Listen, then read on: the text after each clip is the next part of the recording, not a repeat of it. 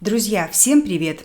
Надеемся, что после новогодних съемок у Димаша Кудайбергена появится немного свободного времени.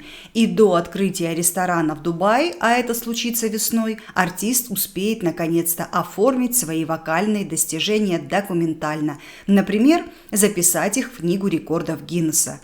Уж у кого-кого, а у Димаша поводов для этого предостаточно. Давайте попробуем разобраться, как и что можно уже регистрировать и что для этого нужно. Во-первых, для чего это нужно сделать?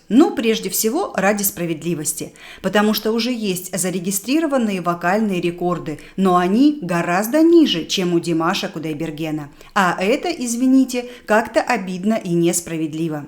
Регистрация рекордов – это престиж не только отдельно взятого артиста, но и всего, что с ним связано.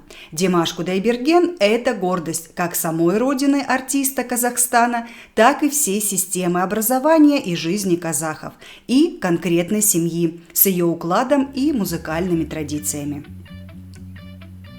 Скорее всего, отсутствие регистрации рекордов Димаша в книге рекордов Гиннесса объясняется только занятостью и скромностью певца и его семьи. Но, как ни крути, пора это сделать. Пора.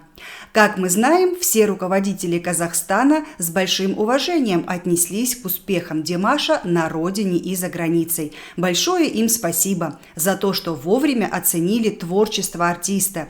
И не к 60-летнему юбилею, как это обычно бывает, а гораздо раньше. Димаш, как вы знаете, стал заслуженным деятелем Казахстана. А теперь можно было бы еще и организовать регистрацию рекордов в книге Гиннесса. Странно, почему об этом раньше никто не подумал? Все-таки руководство страны уже дважды позаботилось о больших концертах Димаша за границей, в Англии и в Америке. Пусть не все было гладко на этих грандиозных шоу с точки зрения экспертов по технической части, зато после возросшего во 100 крат интереса к Димашу в мире увеличился турпоток в Казахстан. Туристы жаждали увидеть своими глазами места, связанные с учебой и жизнью певца. И вот тут регистрация рекордов очень бы не помешала для популяризации творчества артиста. Все-таки это престиж самой страны. Конечно, сейчас даже выезд комиссии специалистов в книге Гиннесса ограничен в связи с мерами по противодействию болезням, но ограничения же не будут действовать вечно.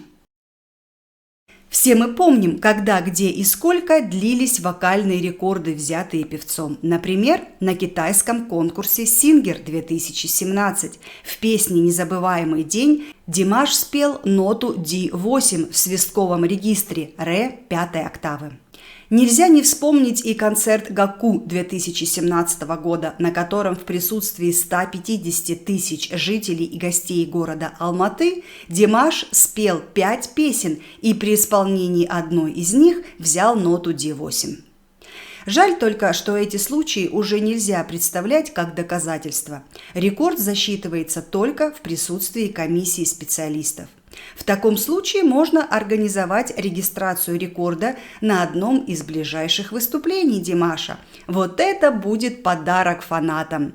Будем надеяться, наше предложение услышано будет продюсерами артиста и реализовано в лучшем виде. Как-то певец уже говорил, что не будет участвовать в конкурсах. Да, он уже перерос любые соревнования и стал профессионалом.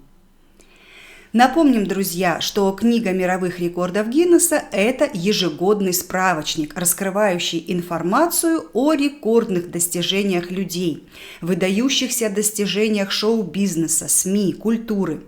Представители компании Guinness World Records, которая занимается сбором информации для книги, являются ответственной и авторитетной стороной при фиксировании рекордов.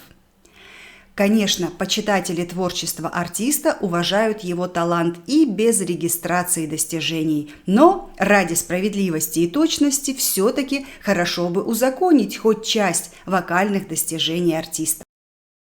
Как невозможно объять все необъятное, так и невозможно рассказать о всех рекордах Димаша. И все-таки мы попытались упомянуть лишь самые известные из них.